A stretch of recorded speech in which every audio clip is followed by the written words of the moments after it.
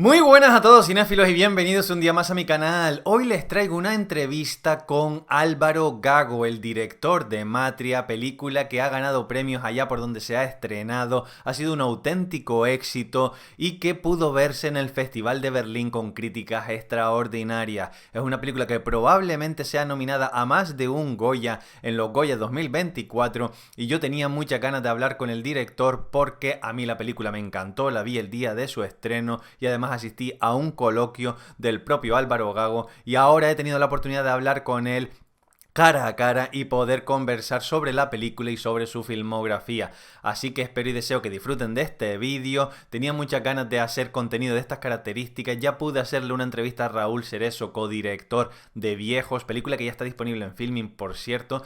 Y ahora lo que toca es hablar de Matria, una gran película con una interpretación increíble de María Vázquez. Así que espero y deseo que lo disfruten, no sin antes comentarles que he tenido un problemilla durante la grabación y la verdad es que mi audio en concreto se oye bastante mal porque se desconectó el micro de forma totalmente inesperada y acabó cogiendo el micro de otra cámara que se oye bastante peor. Así que lo que verdaderamente importa es que a Álvaro se le escucha bien y que es la persona que verdaderamente tiene el protagonismo absoluto en este vídeo. Así que nada más, disfruten del vídeo y ya me cuentan en comentarios qué le ha parecido la película y esta entrevista. Muy buenas tardes, Álvaro, ¿qué tal estás? Hola, ¿qué tal? Muy bien, ¿qué tal vosotros? Yo muy contento de tenerte aquí, la verdad, porque Matria la pude ver en el día de su estreno y la verdad es que salí encantado del cine, tan encantado que quería poder hablar contigo largo y tendido, a ser posible, al menos un ratito sobre la película y sobre ti como cineasta, así que la verdad es que mola mucho poder hacer esto y nada, voy a lanzarme ya a la piscina y hacerte la primera pregunta. Y la primera de ellas es que la idea de esta película tiene su origen en un cortometraje tuyo que se estrenó en 2017. Es verdad que hay varios cineastas Ujú, que han convertido su corto al largometraje, como pudo ser Rodrigo Sorogoyen con Madre o incluso Damien Chazelle con Whiplash. Entonces mi pregunta era, ¿en ujú. qué momento supiste que la historia de Matria merecía una exploración más profunda? Y sobre todo, ¿cuáles fueron las dificultades que se presentaron en esa transición del corto al largometraje? Ujú. Pues yo recuerdo de manera muy nítida el momento en el que estaba grabando el último plano del cortometraje, en donde tenemos a Francisca Iglesias Bozón, la protagonista, que hace de Ramona, sentada en las escaleras del pabellón de deportes, viendo a su nieta jugar a baloncesto, y ese último plano la sumía en esa rutina tan castrante y tan opresiva en la que vive y apenas disfrutaba de un momento de felicidad viendo a su nieta jugar, pero pronto la sumíamos de nuevo en pensamientos que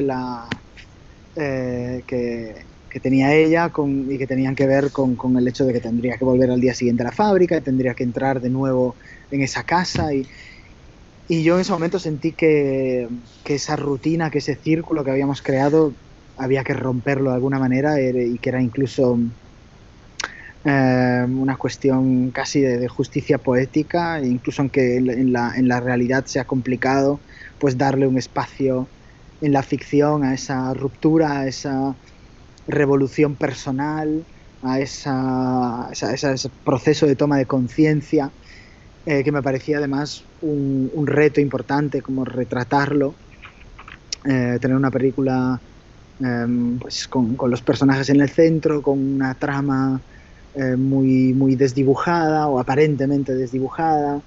Entonces, bueno, había ahí un deseo de eso, de llevar a Ramona o de, bueno, convertirme ya en un canal para que Ramona pudiese explorar nuevos horizontes y al mismo tiempo había un reto ya de partida de intentar construir y sostener una película focalizada exclusivamente o casi de manera exclusiva en Ramona y con muy poquita trama, ¿no? Entonces, bueno, los retos también son, son motores muy importantes a la hora de enfrentarse a nuevos proyectos. Y luego, bueno, pues empezó un periodo que ahora parece que es exclusivamente esto una historia de éxito, pero no, yo reivindico que no es así, ¿no? Y ha sido un periodo largo, como dijiste tú, en 2017, 2018 empezó todo, periodo largo de 5 años. Tenemos aquí a vecinas que hablan muy alto, no sé si están como... pero acaban de salir un grupo ahí como de 5 o 6. Bueno, No te preocupes. que no sé si manchan mucho el sonido, pero espero que no. Están en su barrio, o sea que no les voy a pedir absolutamente nada.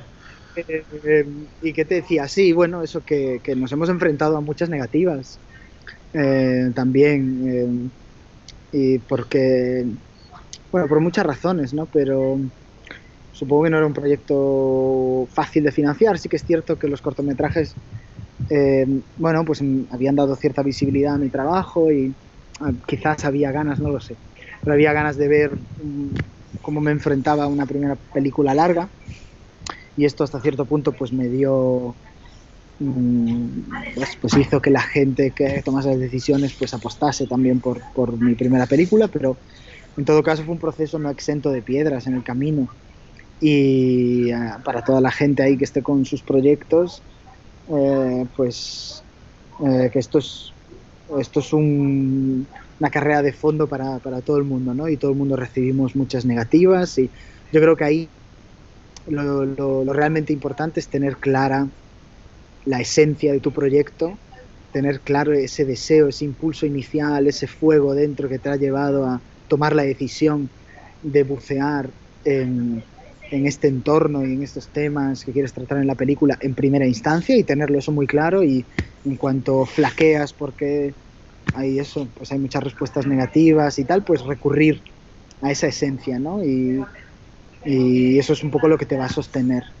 Y este caso no es diverso de todos los demás. Es verdaderamente curioso porque justo has contestado una pregunta que ya tenía para luego, que es precisamente los retos de tu debut como cineasta y sobre todo las dificultades de levantar tu primera película.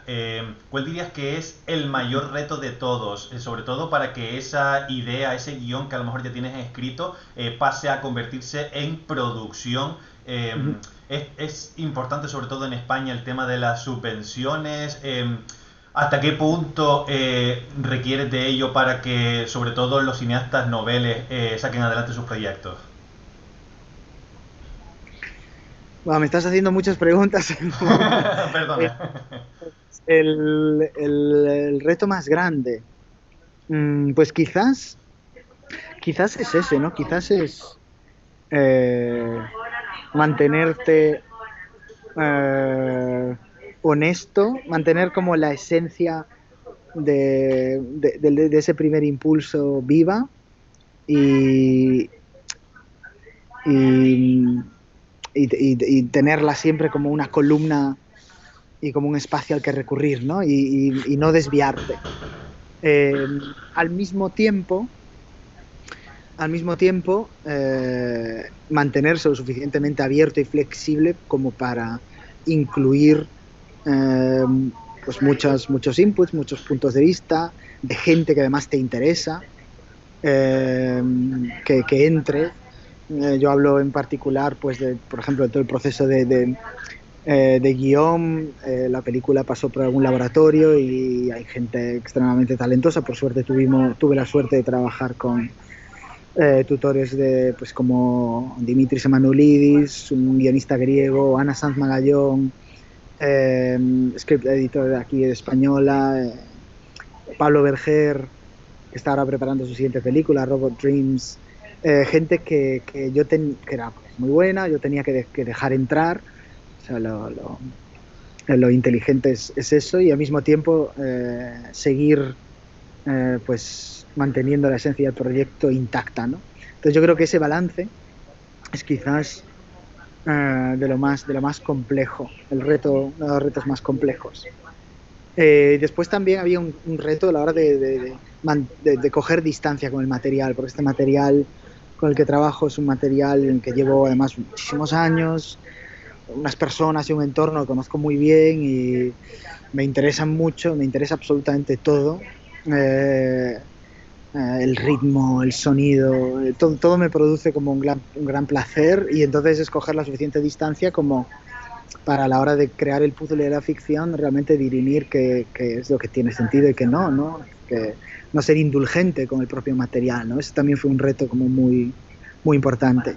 Y a la hora después de financiar la película, ya que mencionas las subvenciones, bueno, antes de nada quería decir que hay un mito y una imagen muy negativa en general de la cultura en este país y del cine en particular como una disciplina muy subvencionada, cuando eh, si queremos ver a industrias subvencionadas, pues simplemente tenemos que mirar a industrias realmente subvencionadas, pues a la automovilística o a la banca o yo qué sé. Y además son industrias que no tienen, que esas subvenciones no producen ningún tipo de retorno, ¿no? Y en el cine, más allá del retorno, digamos, intangible, que tiene que ver con, por ejemplo, que esta película se proyecte en Vilanova Arousa en su estreno y que la gente realmente se vea representada en la pantalla y se siente orgullosa, ¿no? Eso obviamente crea una riqueza en la comunidad intangible que no es medible y creo que es en todo caso muy, muy palpable pero más allá de eso, el retorno económico es muy fuerte. Y nosotros, pues al final, por ejemplo, hemos obtenido pues alrededor de un 40% de dinero para hacer esta película, del dinero público gallego, pero nos hemos gastado otro 60% hasta completar el presupuesto de la peli en Galicia, que hemos traído de fuera, y hemos estado 2 meses viviendo en Val San Nés, y ha habido un equipo muy grande que ha estado comiendo, que ha estado durmiendo, que ha estado...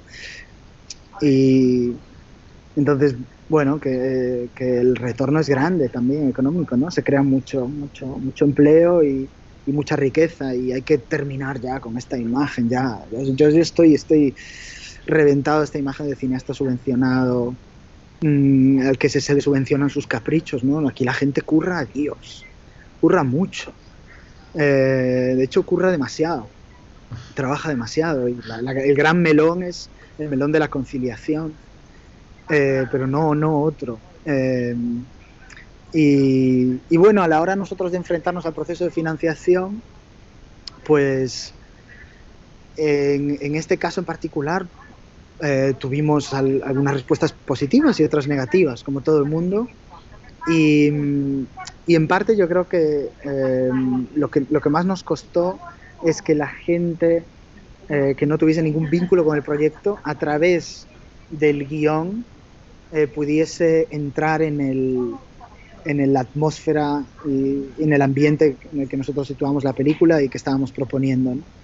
Y que era además tan determinante, porque el entorno en el que vive Ramona, que no es exclusivo de Ramona ni de Galicia, pero en todo caso sigue teniendo, o sea, tiene elementos también muy genuinos, pues, y que afectan tanto a la trama principal, pues era fundamental que se comprendiesen, ¿no? Pero yo tiendo a escribir de una manera muy seca, muy austera, me permite después también trabajar con los actores y con las actrices, dándoles una libertad que ya parte del hecho de que en el texto no hay una gran carga de intenciones y tampoco es un texto muy descriptivo. Y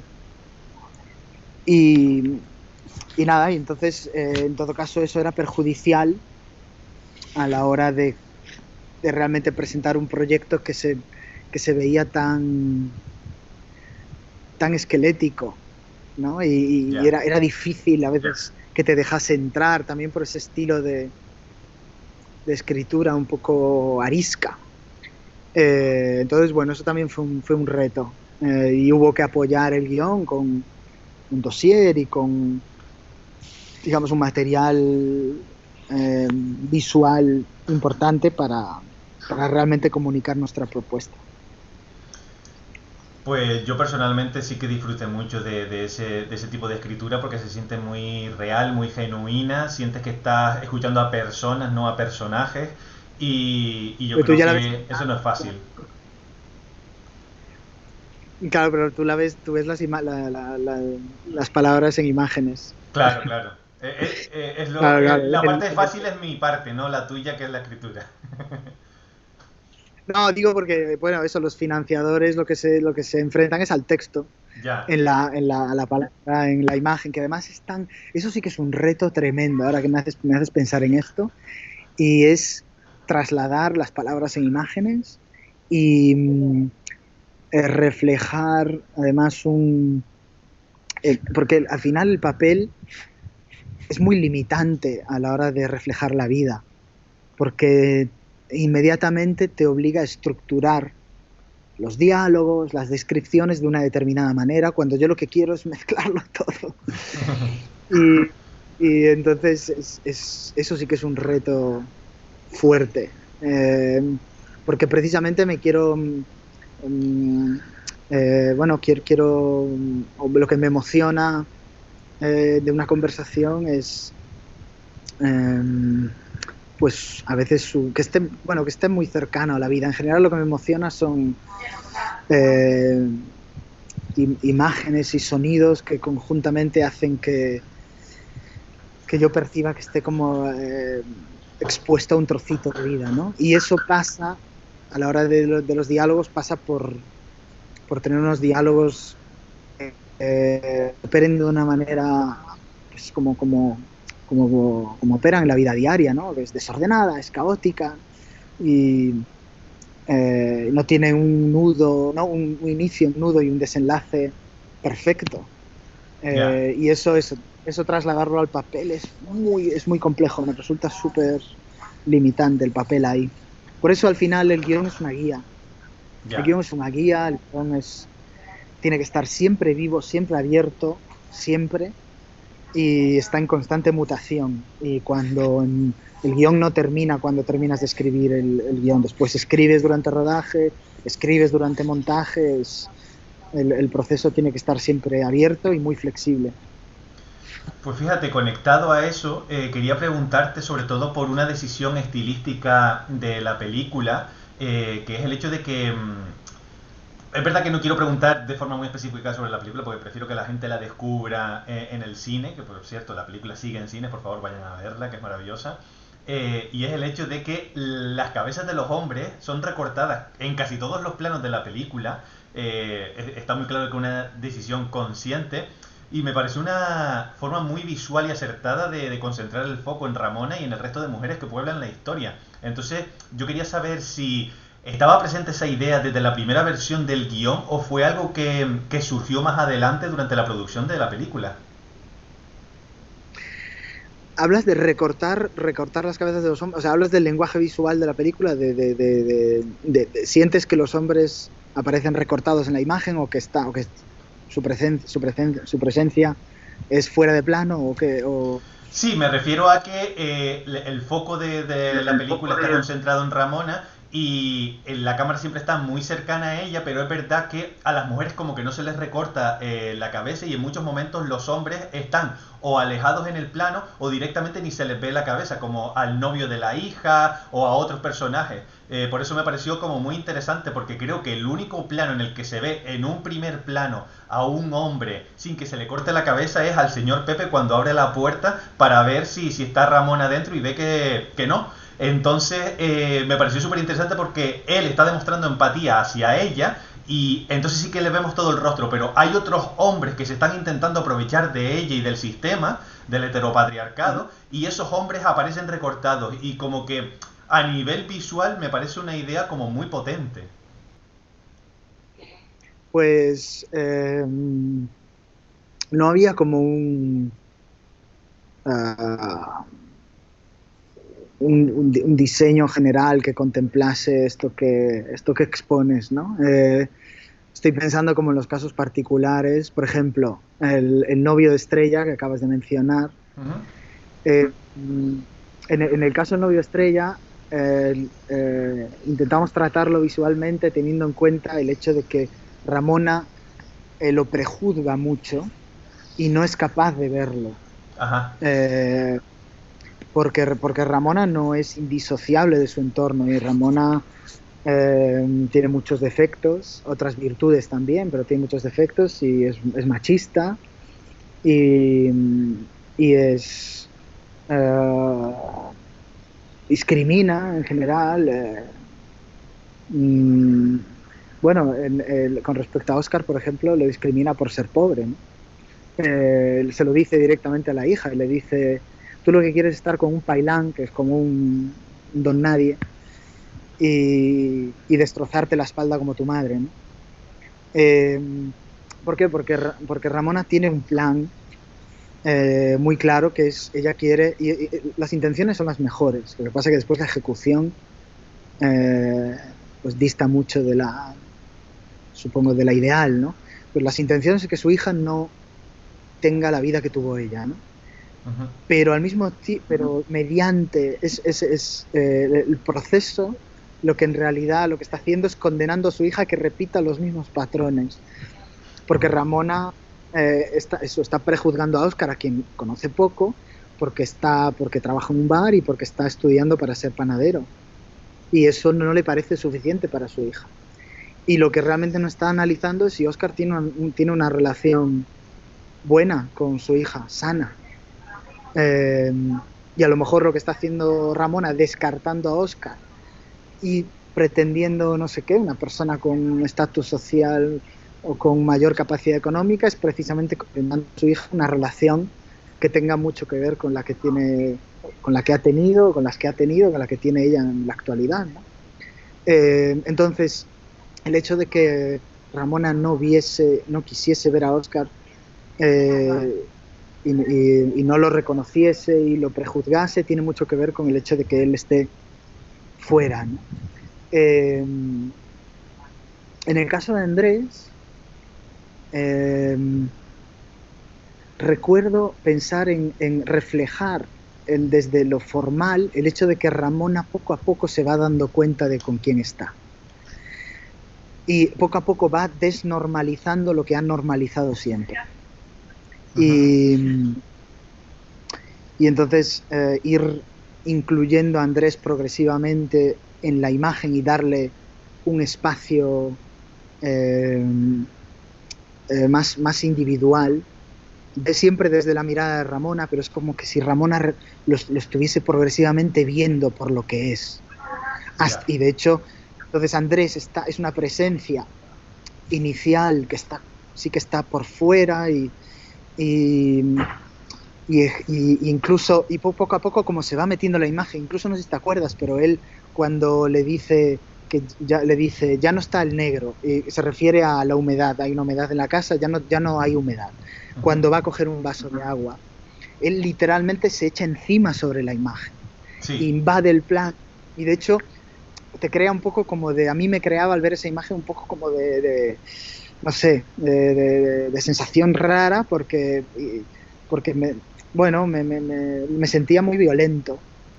Él ya tiene un contraplano, es la primera vez que tiene un contraplano. De la misma manera que ya lo tiene, y lo tiene con más tiempo cuando llega por segunda vez a casa borracho. Y Ramona realmente ahí está ya en un proceso de toma de conciencia que le permite ver a Andrés por lo que realmente es, ¿no?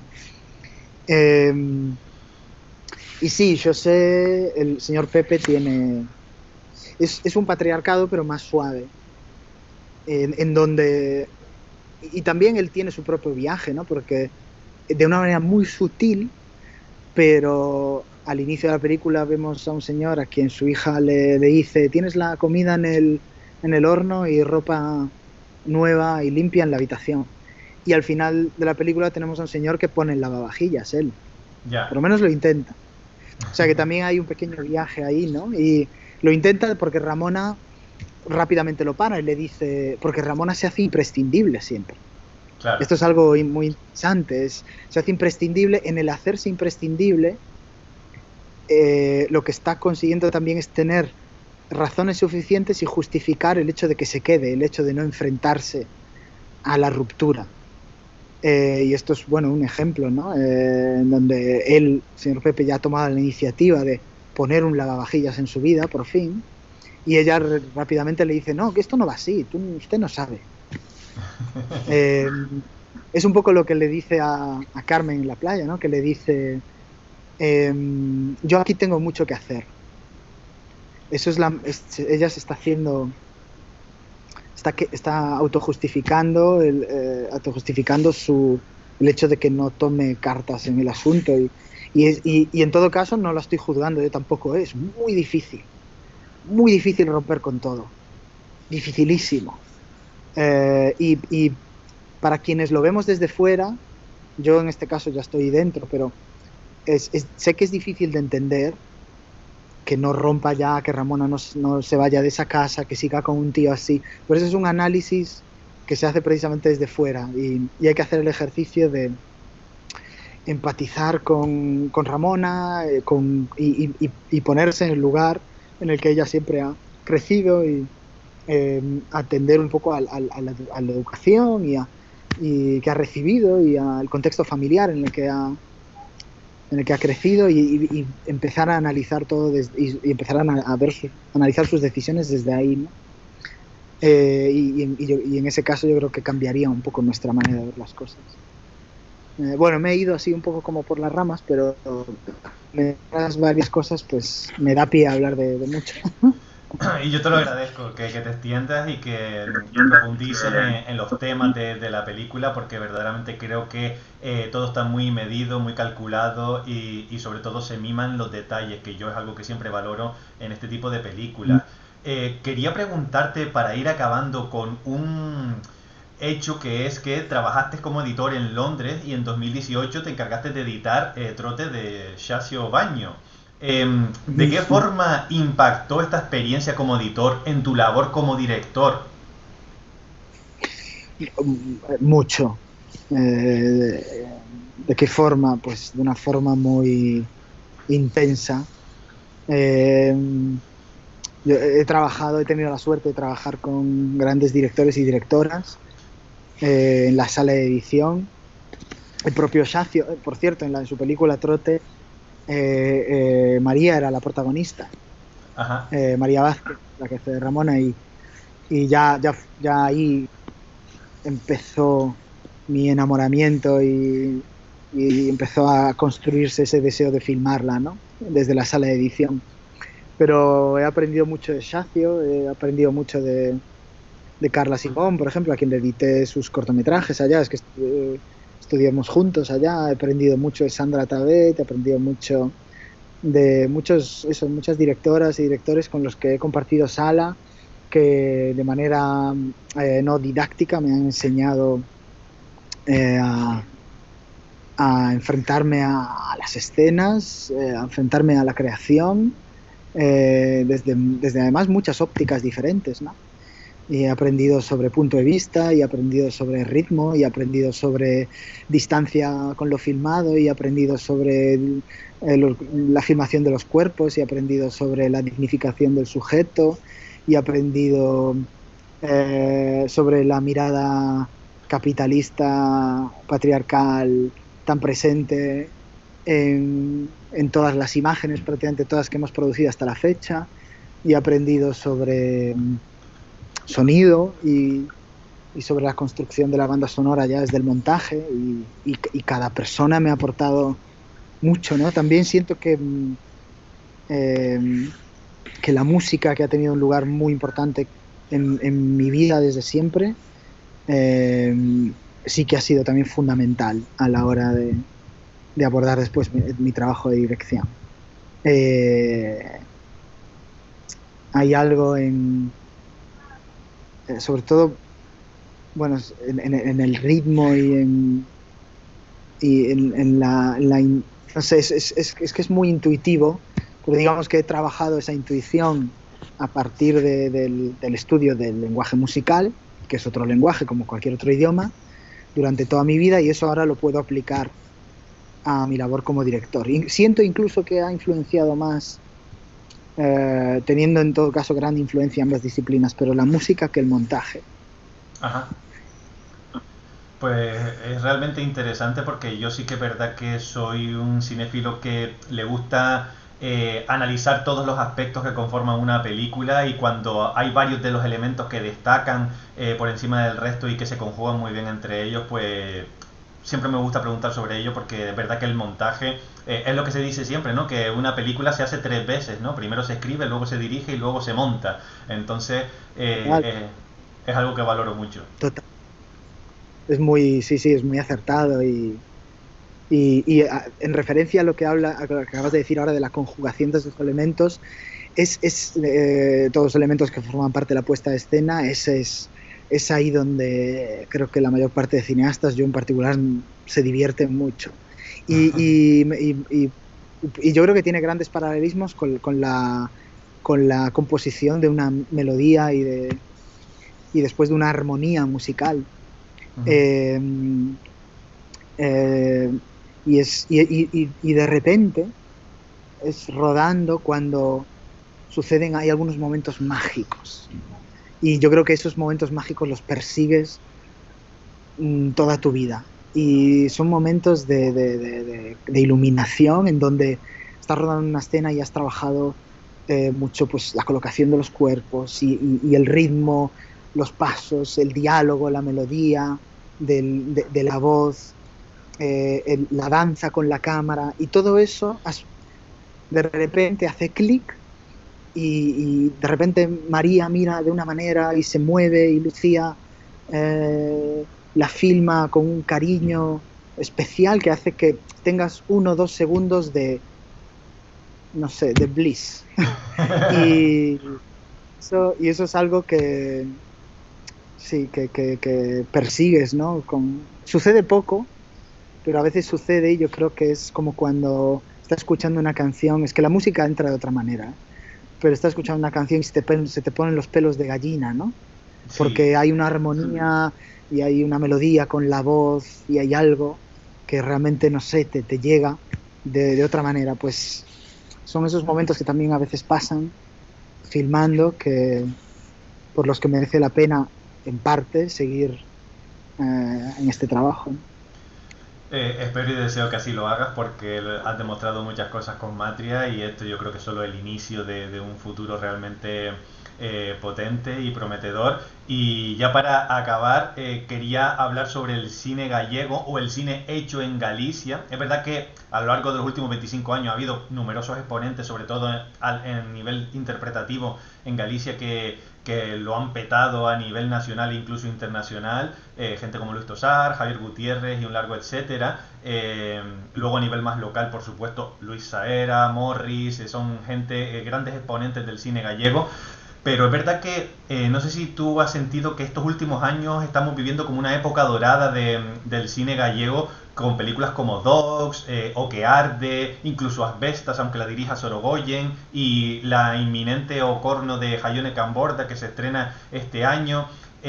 ¿Consideras que el público está ahora más receptivo a historias sobre la realidad de los personajes en este entorno gallego, en este caso? Eh, Ojalá, no lo sé, no sabría, quizás no sabría hacer ese análisis que, que me estás pidiendo que haga. En parte, eh, yo creo que en parte porque siempre le he escapado a los triunfalismos y euforia sí, pero 1 o 2 días y después eh, siempre he estado pensando, a veces de manera un poco autocensurante, en lo que viene. Siempre he estado pensando en lo que viene, ¿no? Y bueno, quizás tengo que aprender un poco más también a disfrutar del presente y a analizarlo, pero no sé, yo estoy pensando ya en lo que viene y en qué puedo hacer para seguir construyendo, no solo desde lo individual, pero sobre todo desde lo colectivo, un ecosistema audiovisual y una industria fílmica que sea plural, que sea respetuosa, que realmente ponga la conciliación en el centro, que, no sé, hay tanto por lo que mirar al futuro que me resulta muy difícil eh, regodearme en el presente. Entonces supongo que sí, yo qué sé. Pues yo tengo muchas ganas de ver Ocorno de Centeo, de Jaime Camborra, muchísimas ganas. Además se rodó, comparte algunas entorno con Matria. y creo que pueden de repente, junto con Nación, hacer ahí un buen tríptico, no lo sé, tengo que ver la película, tengo muchísimas ganas y ojalá sepamos pronto dónde se estrena.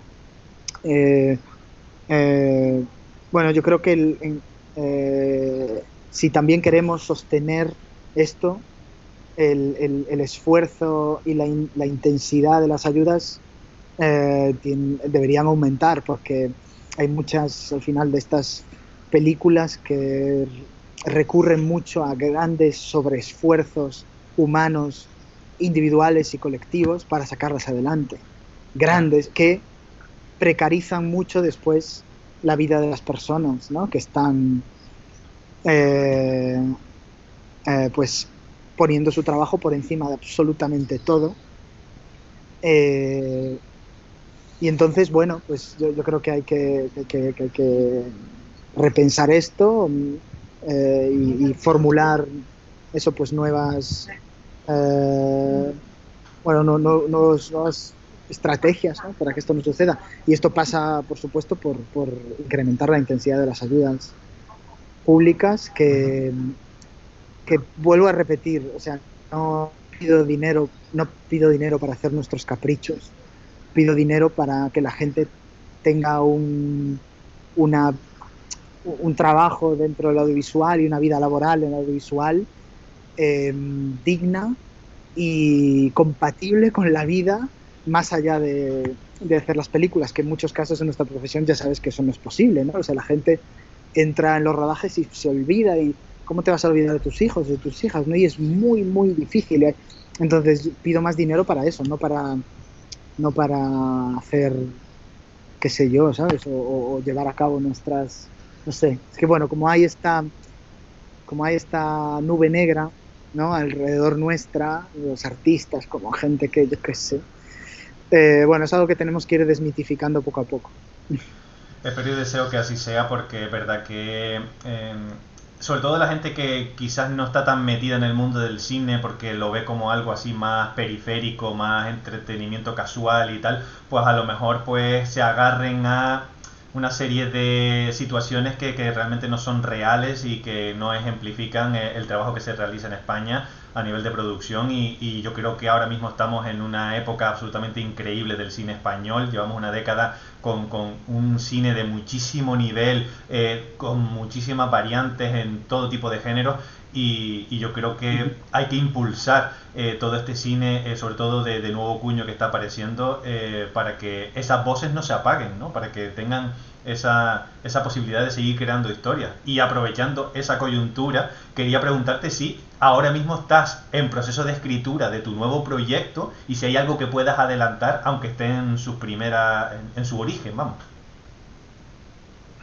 Pues mira, estoy en contacto con una familia de aquí, de las Rías Baixas, donde rode Matria, que tiene un hijo autista Ajá. y eh, tengo la intuición de que quiero hacer algo con ellos. Él ya estuvo en Matria en la película, tiene un papel secundario. Su mujer no, pero también hizo el casting de la peli. Y me encantan ellos tres. Tienen una historia muy, muy potente detrás y no sé hasta qué punto, no sé, pero creo que tengo ganas de hacer una película corta, un cortometraje con ely Ajá. pero no está nada definido. Y después, algo que sí que está un poco más definido es una segunda película larga, donde voy a ir al pueblo de mi madre, a San Cibrao, que está en la Mariña Lucense, en la costa de Lugo, Ajá. eh, que es eh, mi lugar en el mundo, y tengo muchas razones más allá de, obviamente, querer hacerle un homenaje a mi madre que murió hace 10 años, y a mi familia de esa rama, y a mi pueblo, a San Cibrao. Más allá de todo eso, no sé, hay también una querencia muy fuerte por filmar en unos espacios que han sido parte de mí desde que era pequeñito. Es una película quizás seguro, la más personal y autobiográfica a la que me voy a enfrentar hasta la fecha. Y, y estoy ahora mismo en proceso bueno, el proyecto está en las residencias, un programa de las residencias de la Academia de Cine que se llama Rueda, que es un programa para cineastas que por cuestiones de conciliación familiar o laboral no pueden acudir al programa de residencias habitual en Madrid durante 8 meses. Yo tengo dos hijos y no me podría mudar 9 meses ahí ahora mismo, entonces han abierto, gracias a la sensibilidad de la gente que trabaja en la academia, este nuevo programa de residencias, y yo estoy allí con Porto Alegre, que es el título de mi segunda película.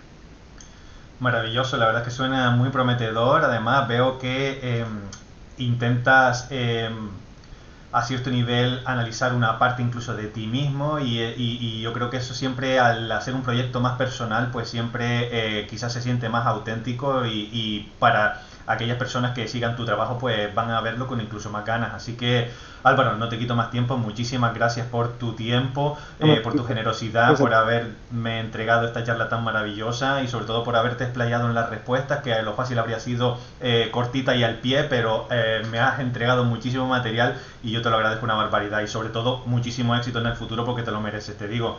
Matria, a lo mejor mucha gente se está concentrando en el guión y en la interpretación de María Vázquez, pero creo que detrás hay un cineasta visual potentísimo y estoy seguro de que nos vas a regalar proyectos futuros maravillosos. Yo, bueno, muchas gracias a ti. Yo estoy contentísimo con que la gente se concentre en María Vázquez y en Lucía y en toda la gente que en realidad ha creado y ha puesto tanto de su parte en esta película. Nada, gracias por el espacio y por escucharme. Gracias a ti. Hablamos pronto. Hablamos pronto.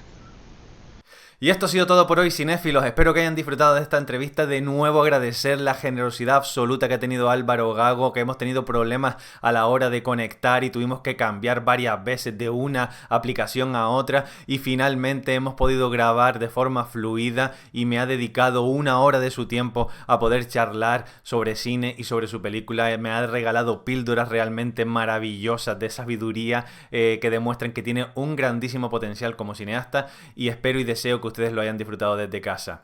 Vendrán más entrevistas en el futuro porque está saliendo más oportunidades de poder charlar con profesionales del sector en el cine de España y la verdad es que estoy muy orgulloso de cómo está creciendo el canal y sobre todo cómo hay talento que desea charlar conmigo, que por lo menos me da la oportunidad de ello. Así que yo me despido por hoy. Recuerden que pueden seguir al canal, suscribirse, darle a la campanita para que le lleguen notificaciones y así no se pierdan ningún vídeo del canal y por supuesto compartan en las redes sociales si así lo desean. Me despido por hoy y como siempre les digo, muy pronto van a tener más vídeos, pero hasta entonces nos vemos en el cine.